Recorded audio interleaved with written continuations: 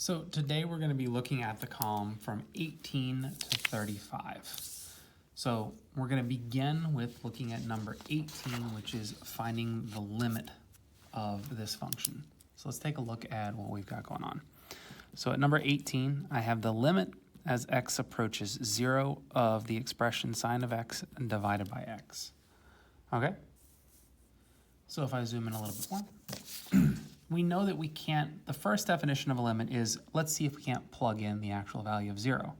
However, we know that if I try and divide by a 0, that doesn't work. The other thing that we'd want to check out is, can we rework the problem in some way to rearrange this to remove x from the denominator? We can't do that because this is already as simplified as it gets. So we're forced to do a couple different things. The first thing that we'll want to do is we'll want to check out what the graph looks like. So let's go ahead and pull a shape of this graph and see what it looks like visually. See if it can't give us a little bit of a clue of what's going on. So let's go ahead and type in. Now, first off, I want to make sure my mode is in radians. So cool. I got the sine of x divided by x. And when I look at this, I see that my graph is mostly here in the interior. So I'm going to take my y and zoom it down from -2 to 2. Okay. So what it looks like is going on is that the graph is going up, down, up, and then repeating itself. So at this point right here, it does look like the graph is continuous. So I know there must be a limit in here. It just must be plucked out because I can't actually plug in 0, which means from the left and from the right, I know this is a little poorly drawn. It should be at the very center of that peak, but oh well. I should be able to get some sort of a value. So without being able to algebraically manipulate it, without being able to plug it in, and without being able to graphically see what the limit is approaching, let's go ahead and just build ourselves a table. So I'm going to build myself a table from the left and from the right.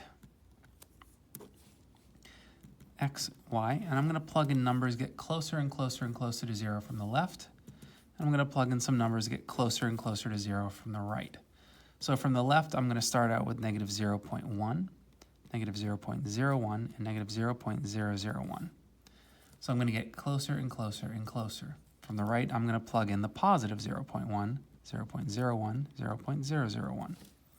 If I need to do more, I can. But at this point, I'm going to go ahead, I'm going to switch over to the table function. Okay? So I'm going to go ahead and plug in -0.1, -0.01, and -0.001.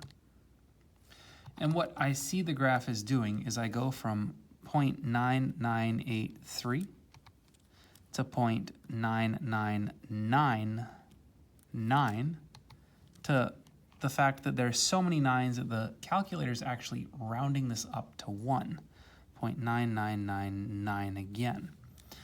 And I could go even closer if I want to say -0 and plug in several zeros. It looks like it's a 1. In fact, the calculator at this point is assuming it's a 1. But it's not going to be 1. It's just going to get really, really close. Now, I can also do that from the other side. So let's say positive 0.1, 0.01, and 0.001. And those three values are doing the exact same thing. I have 0.9983, 0.9999, and 0.9999 continuing on. So it looks like both of these are approaching that value right here at 1. So we're going to say the limit as we get closer to 0 is equal to 1.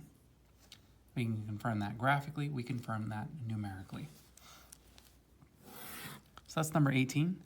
Number 19, what we're looking at is we are looking at the limit of the natural log. So the limit as x approaches, this time infinity, of the natural log of x plus 1, all divided by x. Okay. So let's first off, with the natural log, we really can't rewrite this in any way, shape, or form that's going to pull the natural log out. I could try and plug in an infinity, and we could see if maybe the natural log is going to give us something. Like, let's take the natural log of x plus 1. Let's move over to our table. And let's plug in numbers to get larger and larger. So 1, 10, 100, 1,000, 10,000. And we see that it's creeping up. If we look at our graph, we do see that it's creeping up, but it looks like that's going towards infinity.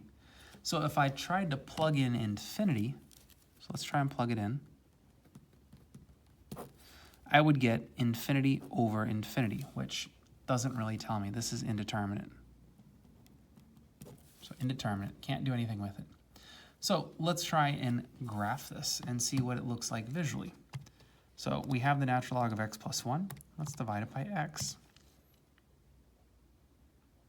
Ooh, so now this graph tells a very different story. Instead of curving upwards, this graph is curving downwards. In fact, if I scale this out, let's say 100, and look at the graph again, we see that it does look like it's curving down. I don't think it's crossing the axis. So visually, what we can say is that the graph whoosh, is curving down. So it looks like it might be approaching 0, question mark. So let's go ahead and confirm this. Plugging it in didn't work. Visually, we're getting a possible idea, but we're not sure. Maybe it's a different value. Let's plug it in, not from the left and from the right, but let's slowly approach the limit. So I'm going to approach the limit, approach infinity. So I'm going to plug in numbers like 10, 100, 1,000, 10,000, and however many numbers I need until it looks like I'm getting a consistent value. So let's see what we get when we actually plug in the table. Well, I've already got them plugged in from when I did the original natural log.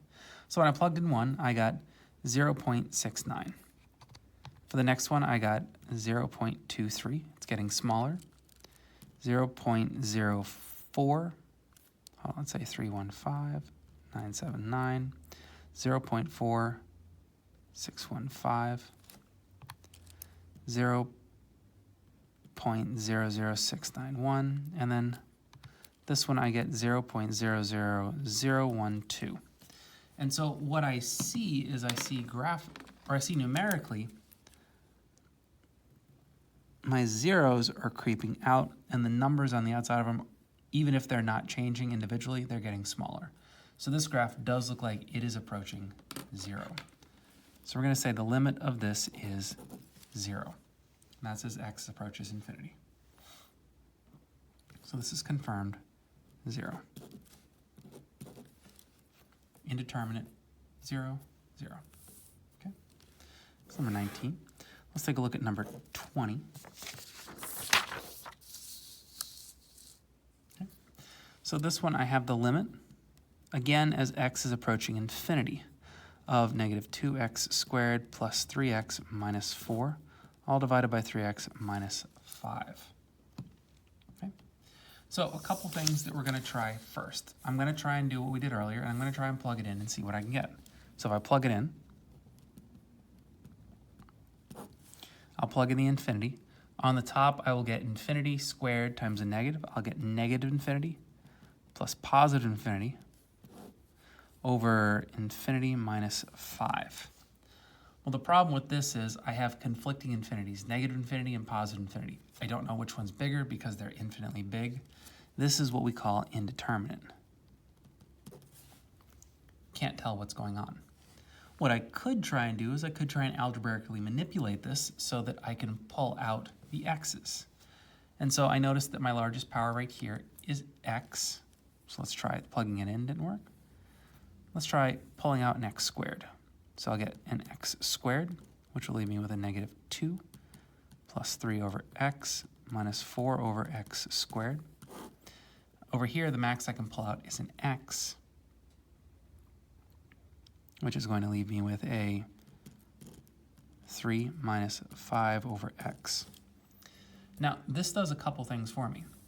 Once I've pulled out the largest powers, I can cancel out one of them, which will leave me with an x on the top, negative 2 plus 3 over x minus 4 over x squared over 3 minus 5 over x. I can then push that x back into the numerator and say, okay, I get a negative 2x plus 3 minus 4 over x. On the bottom, I still have a 3 minus 5 over x. The good thing when I plug this in is I'll get negative 2 times infinity is going to be negative infinity plus 3. And then when I take 4 and divide it by infinity, I know that's going to cancel out and be 0, so minus 0. All divided by 3 minus 5 divided by infinity is going to be, again, 0. So this does allow me to look at it and say, okay, negative infinity plus 3 is, well, that's just negative infinity. 3 minus 0 is 3. Negative infinity divided by 3 is negative infinity. So algebraically, I've proven this is negative infinity. If I wanted to double check the other two forms where I'm checking graphing and I'm checking numerical, I should get negative infinity across all three.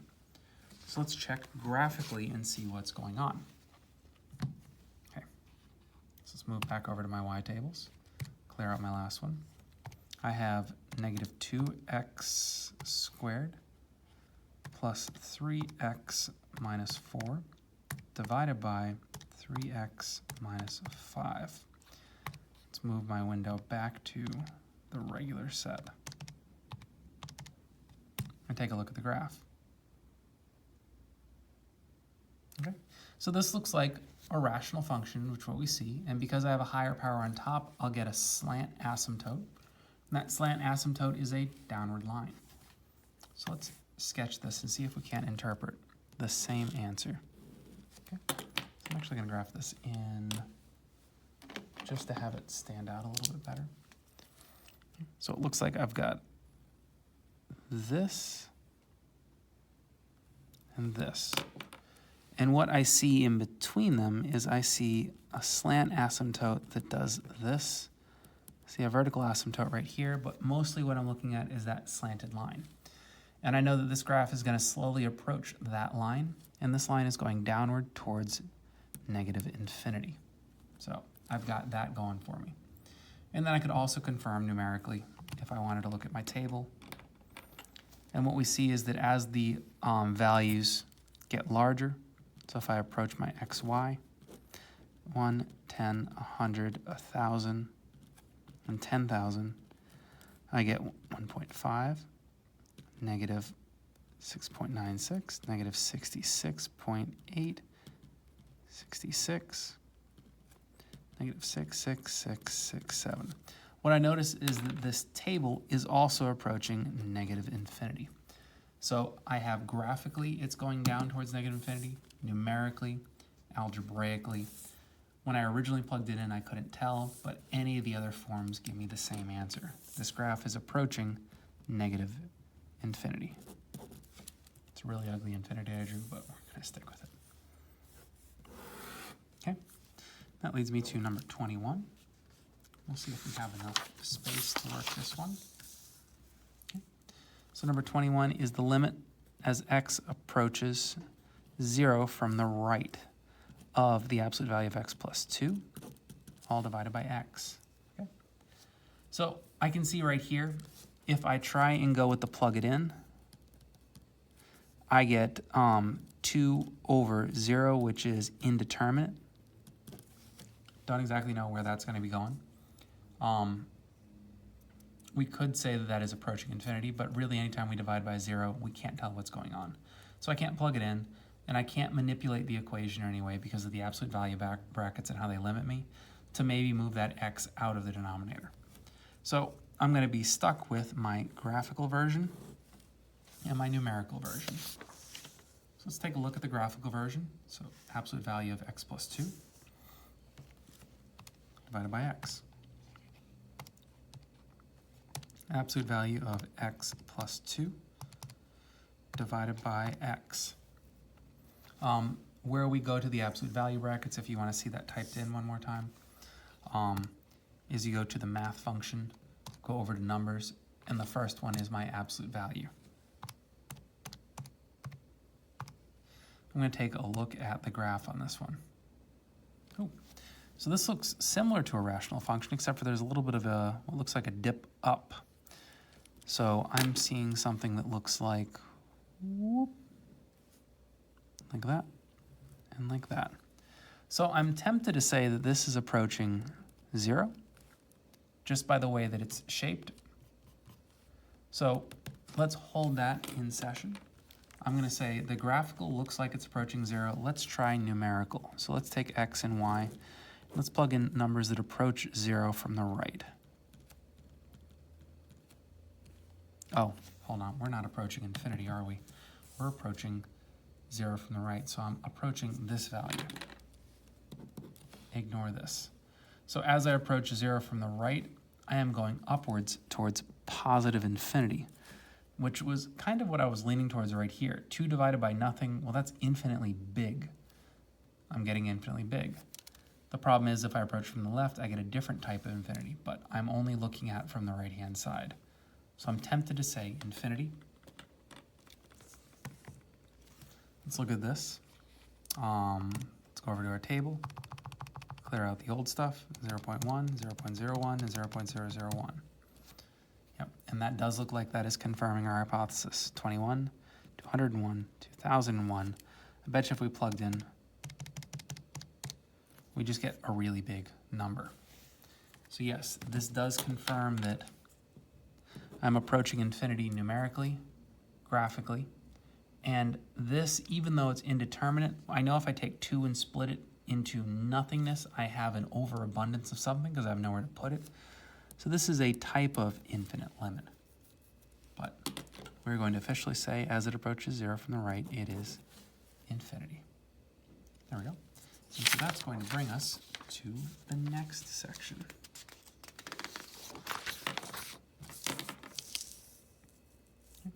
So we have number 22.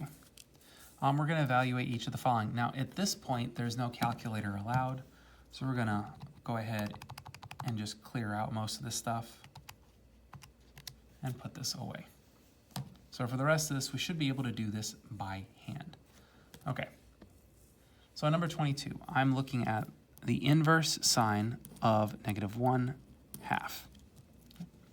So I have the inverse sine of -1/2. I know I'm looking for the angle that creates this ratio of sides. So let's go ahead and set up the ratio of sides that produces a negative sign. Now, we know that all students take calculus. To have a negative sign value, I know that my sign would be positive here and here. I'm looking at these 2 lower quadrants. So I'm either creating an angle in here or an angle down here. I also know sine being the part of so for SOHCAHTOA. I'm looking at the opposite over the hypotenuse. Or if I want to look at the unit circle equivalent, SIR, which is the y value, divided by r. My y value on this is going to be -1, and my r is going to be 2. So I should be able to define both of those triangles right there. So for these triangles, if I have a 1 and a 2, I know that this is going to be similar to, let's do this in green. The triangle that I'm going to be looking at is a 1, 2 square root of 3. This is a 30, 60, 90 triangle.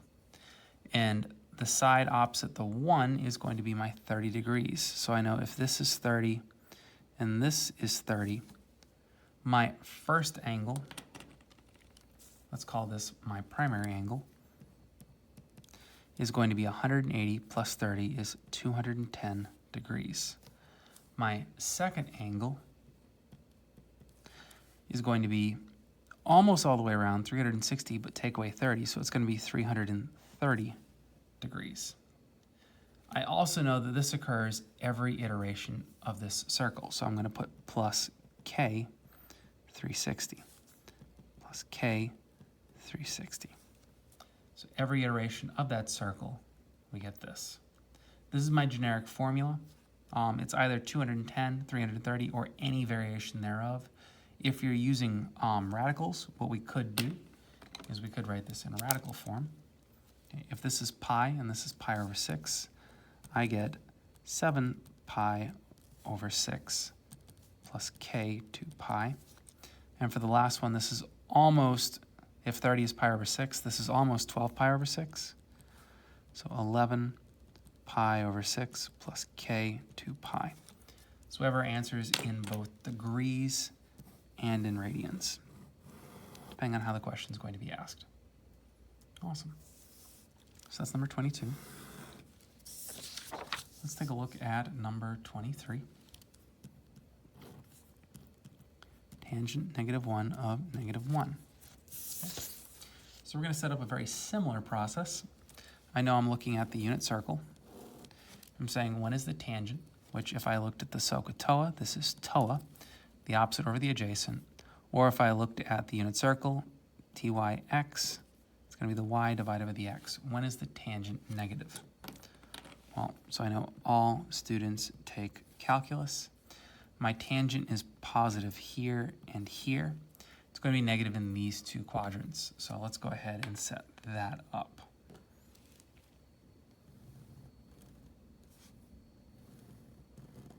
Okay. So if it's going to be the y divided by the x and I have a -1, my y divided by my x is going to be 1 over -1, or a +1 and a -1, depending on how they're oriented. I know that the circle or the triangle that I'm going to be looking at with equal leg lengths is going to be a 1 square root of 2, or a 45, 45, 90 triangle. When looking at this, I know that this is 45 and this is 45. So that's about all the information I need to know right here. I know that my first angle, it goes from 90, add the additional 45. My first angle is 135 degrees.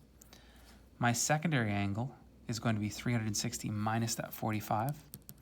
So 360 minus 40 is 320, so 315. And it's going to happen every 2 pi. Now, I could write plus k 2 pi, plus k 2 pi, but what I notice is that I could actually just get away with saying it's 135 plus k pi. So I'm going to combine these into 1. So my angle is going to be 135 plus k pi. These are exactly 180 degrees away from each other. I don't need to add a full circle when I get away with including both of them in a half circle. And actually I blended my units there. That's plus k 180 degrees is my degree. My radian is going to be, let's see, if that is going to be pi over 4, 1, 2, 3 pi over 4 plus k pi. Here's where I use my pi.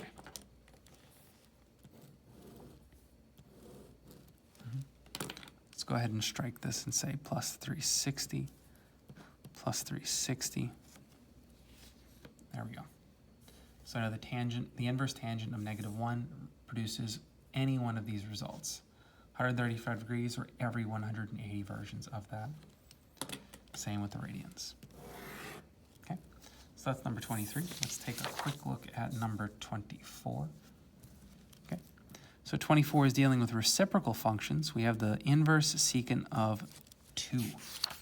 So normally when we see a trig function where I have a value higher than 1, I say it's undefined because I know they don't work, but with the reciprocal functions, they do bound towards infinity and bound towards negative infinity, so I get those larger numbers. So a couple of different things. I know secant is going to be 1 over the cosine is going to give me the secant. I know that cosine is part of my ka or my kexer, which means the adjacent over the hypotenuse or the x over the r. So this is going to give me my r value over my x value. So my r value is going to be 2. My x value is going to be 1.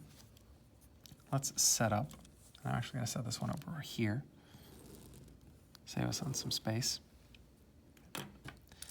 I know that all students take calculus. If I'm dealing with the inverse cosine, it's going to follow the same values as cosine. So secant is 2. So this is positive for cosine and positive right here. So it's going to be in one of these two regions.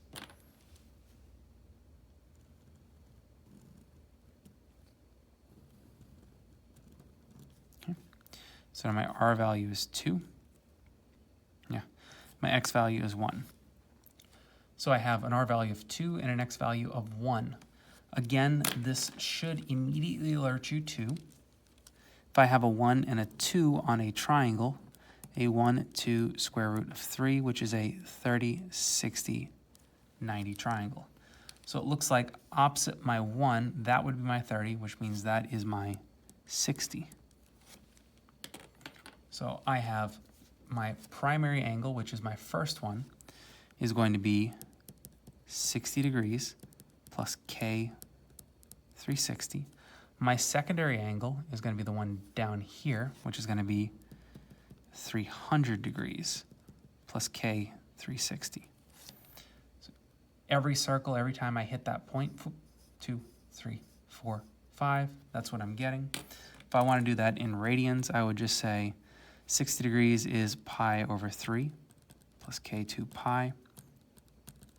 Let's see, that would be, if I'm dealing with pi over 3, that would be 6 pi over 3. Take away 1, 5 pi over 3 plus K2 pi.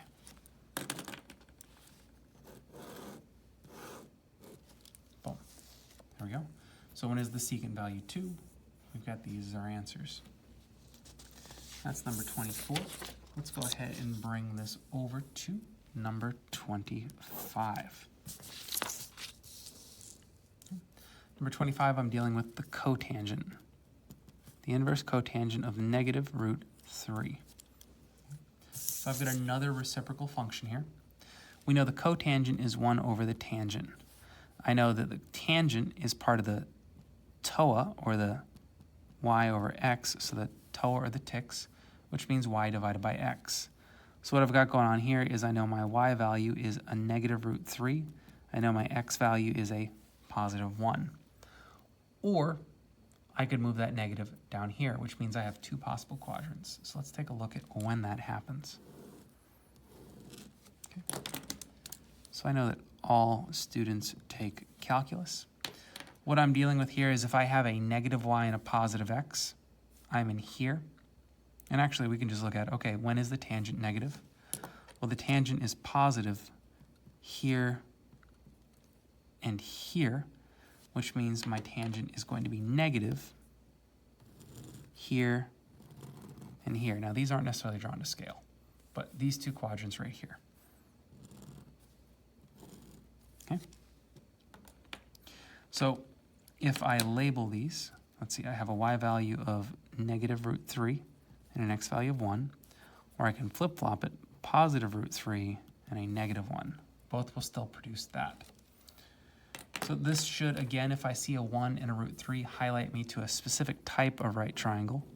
I have a 1, 2, square root of 3, which is a 30, 60, 90 triangle.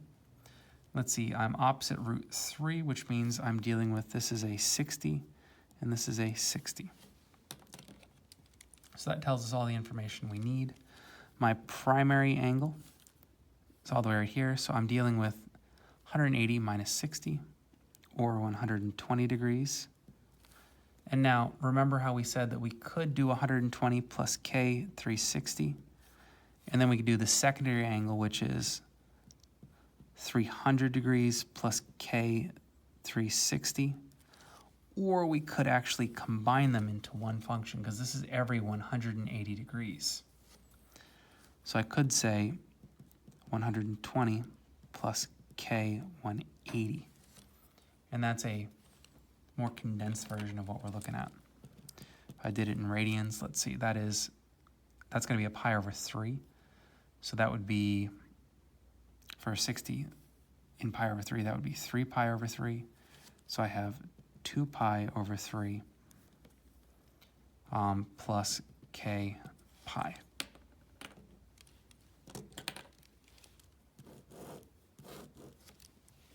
There we go. So that was number 25. Let's take a quick look at number 26. So number 26 is, again, we're dealing with inverse functions right here. I'm dealing with the inverse cosecant, where I get a valuation of 1. Okay. So cosecant is going to be 1 over the sine. We know sine is part of the SO, or the SUR part of the unit circle, which means I'm dealing with y over r. And now this is a special variation because if my y value is 1, my r value is 1, that means my radius is going to be on the axis.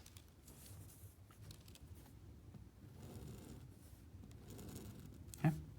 And so at this point, there's only one evaluation that I'm going to be getting here. And I'm going to do this in, let's do this in red just so we can see it stick out a little bit more. If my y value is 1 and my r value is 1, the only part on the unit circle where that is going to happen is going to be right here.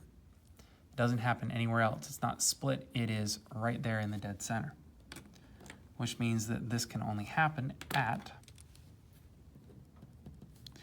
90 degrees plus k 360. Or if I did this in radians, it would be pi over 2 plus k 360. Nope. Plus k 2 pi.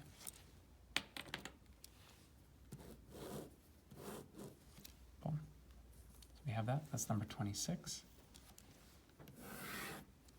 Let's take a look at number 27. So I'm dealing with the inverse cosine again.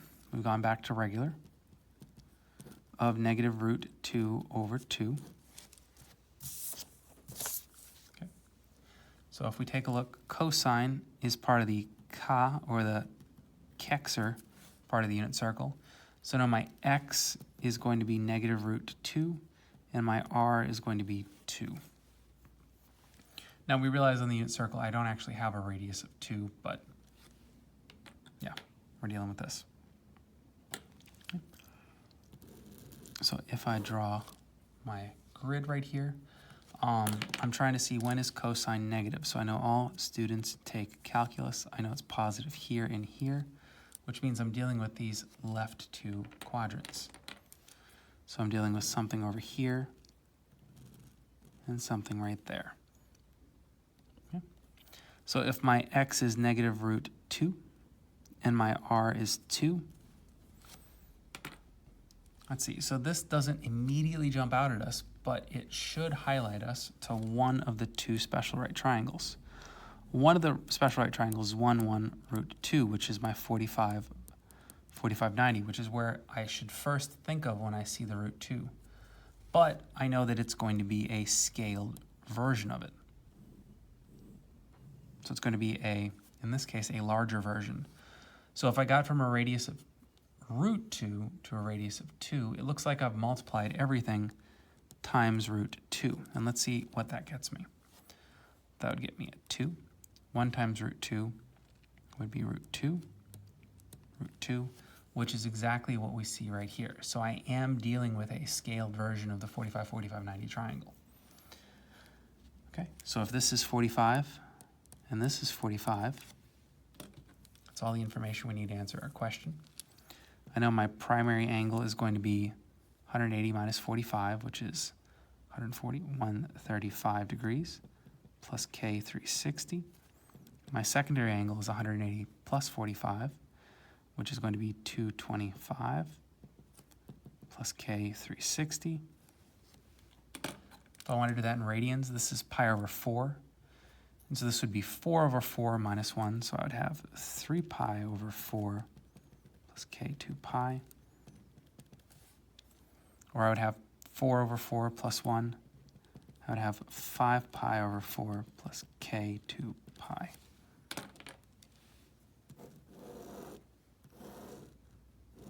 Okay, perfect.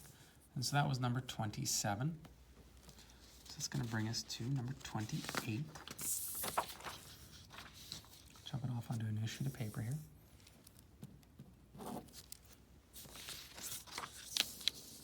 Okay. So what I've going on is I have the tangent of the inverse cosine.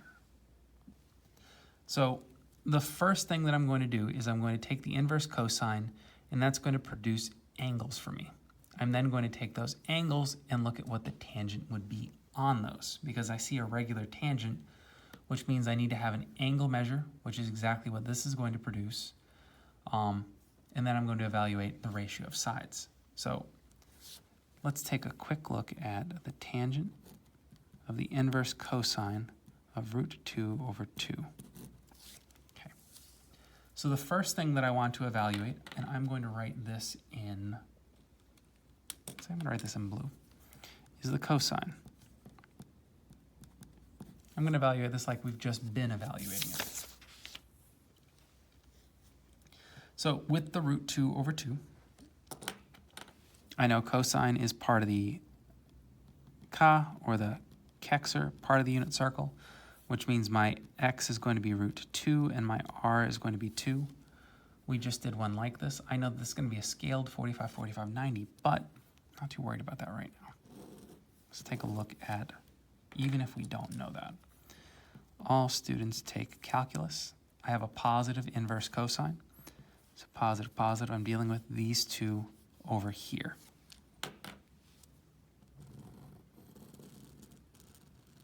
Okay. So if my x is going to be, oh, scratch that. That is completely backwards. I'm dealing with positive. I have something that looks like this. So I have a positive root 2, which I'm glad I labeled that, otherwise I might have not caught that. But I have a positive root 2 and a radius of 2. So in dealing with these two triangles, we recognize that just like before, I see the root 2. So my first thought is, is this going to be my 1, 1, root 2? But it's not. But I do know that to get from the root 2 to 2, I'm going to multiply everything on this by root 2, which will give me my root 2, 2 triangle, which means that I know that this is a 45, 45, 90, just a little bit bigger than normal. Okay? So if this is 45 and 45, instead of spitting out the answers like we've been doing, I'm going to pause for just a moment and I'm going to label, okay, if this is the inverse cosine, that means that necessarily, if that is a root 2, I have a positive root 2 and I have a negative root 2. Okay. So that means that of triangle A, I'm going to use that to answer my first tangent. So for tangent of the 45-degree angle will give me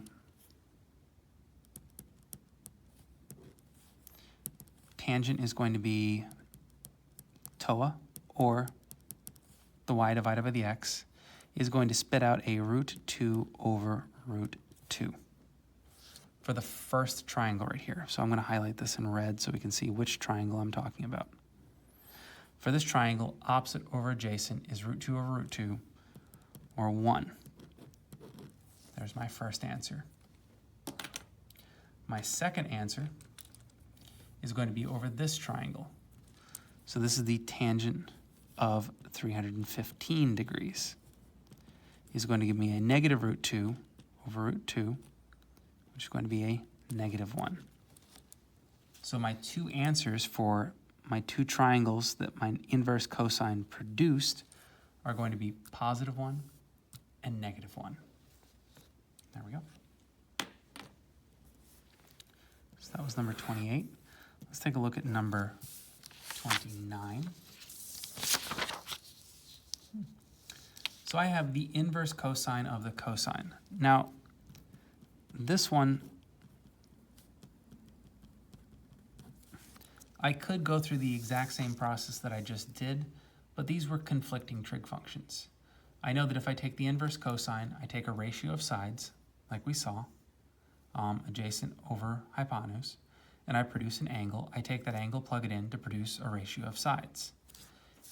If I have an inverse cosine of a cosine, so these are the same trig function, this is saying take an angle, spit out a ratio of sides. This is saying take a ratio of sides and spit out the angle. So I can quite conceivably just say, hey, these are going to cancel themselves out. This is going to be 5 pi over 4. I don't need to do anything fancy because I know that those are going to invert each other.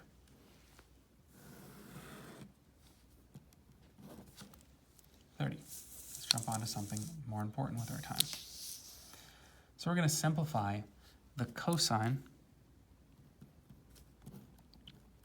of theta minus 3 pi over 2. Okay, so this is going to use our sum and difference formula, which if you have it memorized, awesome. If not, we have it given to us on our formula sheet. The cosine of either, in this case, the difference of angles is going to be cos of A, cos of B, the opposite, so plus sine of A, sine of B. So let's go ahead and jot that down real quick. We're going to be using the formula. If A is theta and B is 3 pi over 2, this is going to give us cos, let's say cos alpha, cos beta. If that's a minus, this is a plus sine alpha, sine beta. So I'm just going to be swapping them out. So if this is alpha, let's call this beta. Awesome. Okay. So I have the cosine of theta and the cosine of 3 pi over 2 plus the sine of theta, sine of 3 pi over 2. Okay. So now the thetas we can't do too much with, but this cosine and this sine we can. And because both the cosine and the sine are of the same angle, let's go ahead and sketch out that angle. So I have 3 pi over 2. I know this is 2 pi over 2. So 3 pi over 2 is right here. So that being said, I have this whole thing, which is 3 pi over 2, but I'm only really concerned with that little piece of it, which is going to be a, let's do it in green to stay consistent, pi over 2. Oh, and that's actually going to swing all the way down. So scratch that. The 3 pi over 2 is going to swing all the way down to right here. Okay? So this point right here produces an x value of 0, a y value of -1, and an r of 1. So I'm looking for the cosine, which I know the cosine is going to be my opposite, or my adjacent over my hypotenuse, or my x over my r. That's going to be 0. So I have the cosine of theta times 0. For my sine, I know sine separately is going to be, let's do this in, let's keep doing it in red. Sine is my sy over r. So my y divided by r is -1 over 1. It's -1. So plus sine of theta times -1. In this case, when we're going to simplify this expression right here, anything times 0 cancels out. I'm dealing with the negative sine of theta. Boom. There we go. And so that's going to bring us to our next style questions. We want to find the exact value of the following. The sine of 11 pi over 12. And so just like before, we're kind of going into the realm of rewriting these functions. So if I have the sine of 11 pi over 12, I'm going to try and rewrite this in a version or some sort of scaled version of another special right triangle that I know. So let's see where 11 pi over 12 gets us. Okay, I'm going to actually rewrite this in degrees because I think degrees makes a little more sense for most of us. Well, if pi is 180, I have 11 twelfths of 180. If I'm going to reduce this, let's see, 18 divided by 12, they're both divisible by 6. I'll get a 2, and I'll get a 30. I'll get a 1, and I'll get a 15. So 11 times 15 is going to give us, let's see, we're not allowed to use a calculator on here. So 150 plus 15, 165. So this is equal to the sine of 165 degrees. Okay, so I want to break that down into either 30s, 60s, and 90s, or 45, 45, and 90s. Okay. So 165 degrees, the best that I think I am going to be able to do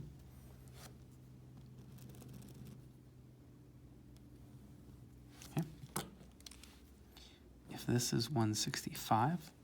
That means what's left over from 180 is going to be 15 degrees. I'm going to say that this is going to be the equivalent of, let's rewrite this, the sine of 180 minus 15. Okay. Sine of 180 minus 15 is going to allow us to rewrite it 1. So albeit I could write it as the sine of 180 minus 15, and I could attempt to use this problem. We aren't provided with the half angle formulas, albeit we could solve it this way. We're going to stick to the formulas that we know, or the formulas that are given to us. So either angle additions or double angles. So let's take a quick look at how I can come up with 165 degrees using only these values. So I'm going to start out with, I know if it has a 5, I'm going to be dealing with at least a 45. So let's take 165 and subtract my 45, which is going to give me 120. Boom, and that 120 tells me I have 2 of those in there. So I'm going to rewrite this as the sine of 45 plus 120. And then I'm going to use my formula that I was trying to use with the half angles, do 45 and 120, and then once I get to the 120s, split those up into 60s and 60s. Or, conceivably, I could say, I could jump straight into this, 2 times that angle. So I could say, as opposed to this, how about sine of 45 plus 2 times 60? That's even better. Okay, so if I'm using the formula sine of alpha cosine of beta minus cosine of alpha sine of beta, let's fill this out. So sine of 45 cosine of 2 times 60 minus the cosine of 45 sine of 2 times 60. Okay, so I know I can evaluate out these, and I will here in just a moment. I can get those. What I'm going to be paying attention to is this cosine and this sine of a double angle. Okay, so the first formula I'm going to copy down is my cosine of a double angle. Cosine of a double angle is 2 cosine squared of an angle minus 1. Cosine of an angle, oh, I have actually 2 different versions of that. I'm going to use the second version. So 2 cosine squared of an angle minus 1. And for sine of a double angle, I'm going to use this one. So sine of double angle is 2 sine theta cos theta. Okay. So sine of 45 degrees, cosine of 45 degrees, this. So let's expand this. I have the sine of 45 degrees times, I'm going to rewrite this cosine as this. So 2 cos squared of 60 minus 1 minus the cosine of 45. And I'm going to rewrite this sine of a double angle as this.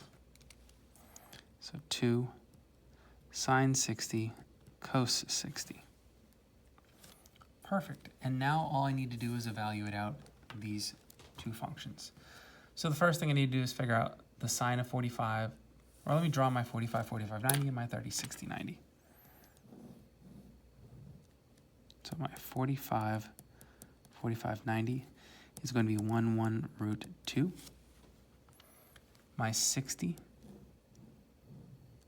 30, 60, 90 is going to be 1, 2 root 3. Okay, so first off, we're dealing with the sine of a 45. Sine is part of the so. And let's actually just go ahead and write this. Ka, so, ka. Okay, so if the sine is the opposite over the hypotenuse of this, opposite over hypotenuse is going to be 1 over root 2. 2 times the cosine squared of 60. So I'm dealing with the cosine of this angle, which is adjacent over hypotenuse. So adjacent over hypotenuse. I'm dealing with 1/2 squared. Okay. Minus the cosine of 45. So I'm coming back over here, which is the ca 1 over the hypotenuse. Or it's going to be 1 over root 2. 2 times, I'm looking at the sine of 60, which is the opposite over the hypotenuse. So root 3 over 2 times the cosine, which is the adjacent over the hypotenuse, which is 1 over 2. Okay, so I don't have a whole heck of a lot of room here, but I think this is going to answer up everything we need. Okay. So if I have 2 times 1/2 of 1/2, I know one of those two is going to cancel out. This is 1/2 minus 1. And let's see if we can. So 1/2 minus 1. One of these twos as well is going to cancel out. So I'm going to say cancel, cancel. So this is going to be root 3 over 2. Okay. This 1/2 minus 1 is going to be negative 1/2. And if that's negative 1/2, this will become negative 1 over 2 root 2 minus root 3 over 2 root 2. Because they're both over a root 2. Oh, we are really running out of space here. This is going to be negative 1 minus root 3 over 2 root 2. If I want to add an extra 1 to the top and the bottom, I'm going to add a root 2 to the top. So I get negative root 2 minus root 6. When I add the extra root 2 down here, I get another 2, so that becomes a 4. Last little bit of space there. Okay.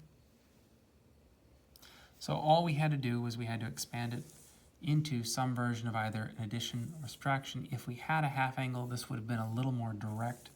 With this, we kind of had to use a double step, but they both got us the same point. That was 31.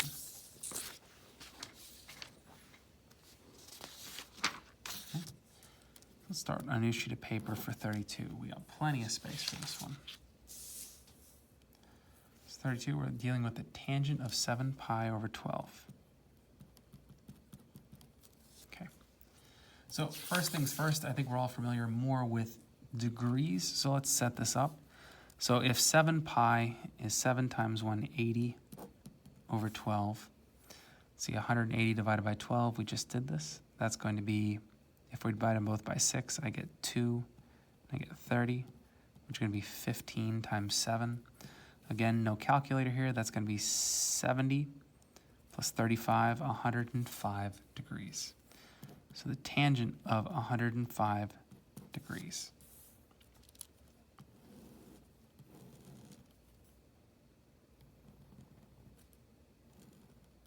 Okay. So of the tangent of 105 degrees,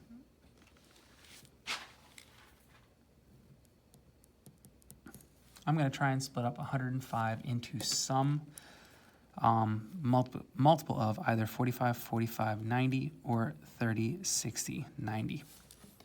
Okay. So I see that it has a 5, so the only way it'll have that is if I have a 45. So I'm going to take the 105 and subtract the 45. And let's see, I get 60.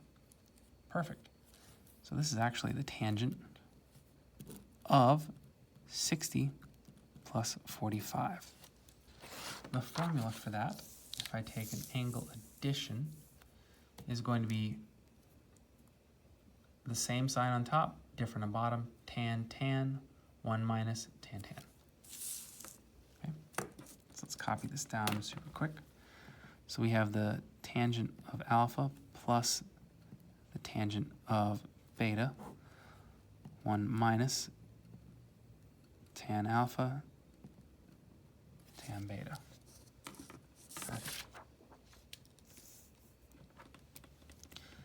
So this is equal to the tangent of 60 plus the tangent of 45, 1 minus the tangent of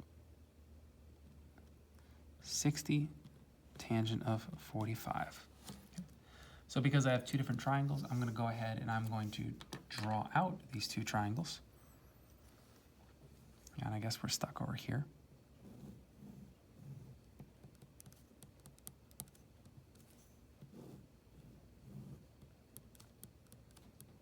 So 1, 2, root 3, 1, 1, root 2. Okay. So if I have the tangent of 60, I'm looking at this. Tangents are all going to be the TOA or the TYX, whichever one we're looking at. So of 60, opposite over adjacent, I get root 3 over 1. Tangent of 45, I have opposite over adjacent, I get 1 over 1.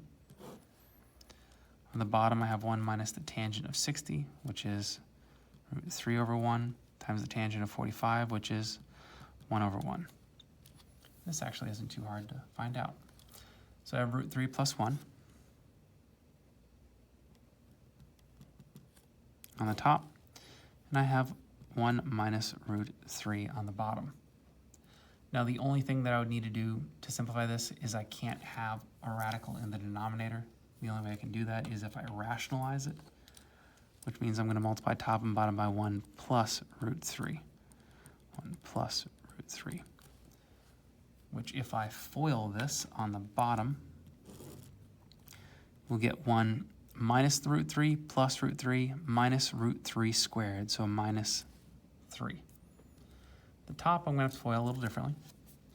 I will get, let's see, root 3 plus 3. If I do that, then I'm doing plus 1 plus root 3. So my final simplification is 2 root 3 plus 4 over negative 2, which all divides by 2, root 3 plus 2 over negative 1, which is just negative root 3 minus 2. Okay. So again, this whole process wasn't too bad. There was a lot of simplifying that kind of got stuck down here on the far right side of our paper here. So I'm going to immediately jump into, for number 33, a new sheet of paper.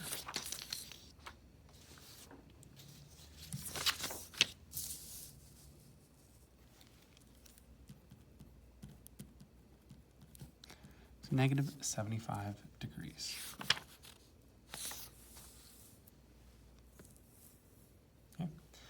With the cosine of a negative angle, we know that that negative doesn't really matter. We can actually pluck the negative out. So this is the same thing as saying the cosine of 75 degrees.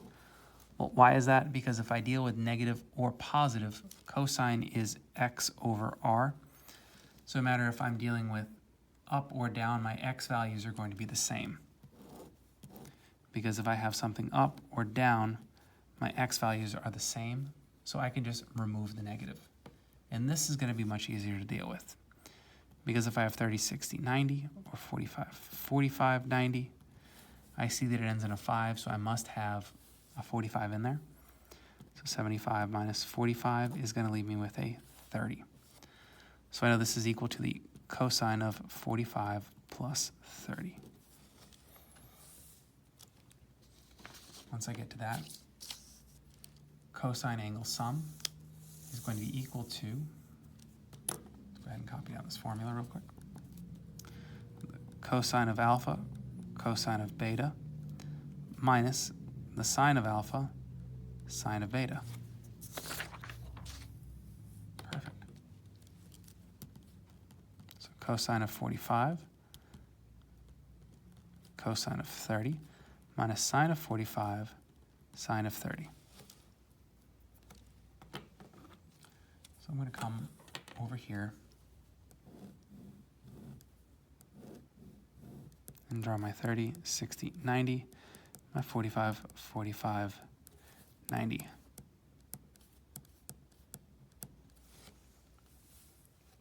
Awesome.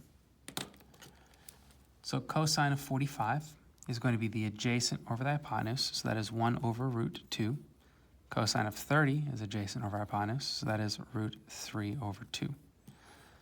Sine of 45 is opposite over hypotenuse, which is 1 over root 2.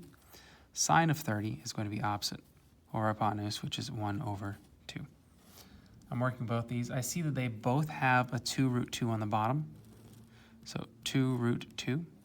I'm dealing with root 3 minus 1. In fact, to get rid of the radical in the denominator, I'm going to go ahead and multiply top and bottom by another root. So I have root 6 minus root 2 all over 4. Boom. And there we go. That's number 33. Let's go ahead and jump into number, oh, I didn't even number that one. Let's a quick look at number 34.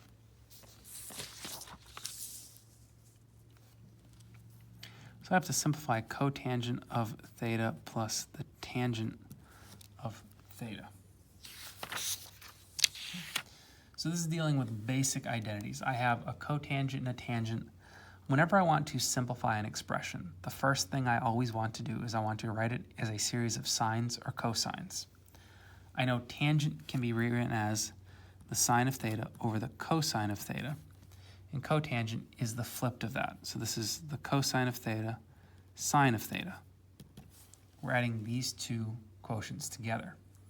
Now, in order to add the quotients together, they need to have the same denominator, which means that I'm going to have to multiply in a sine over here and a cosine over here.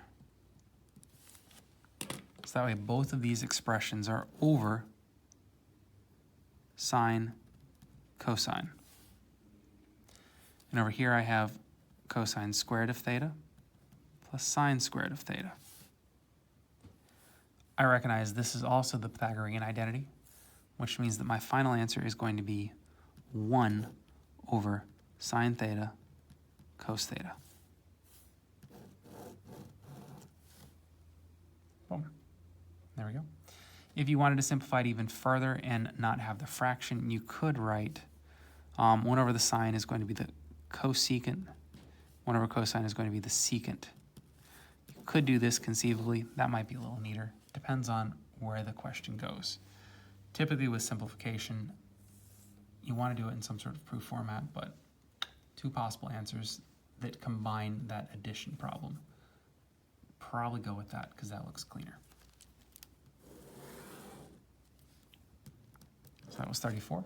Let's take a quick look at 35. Okay.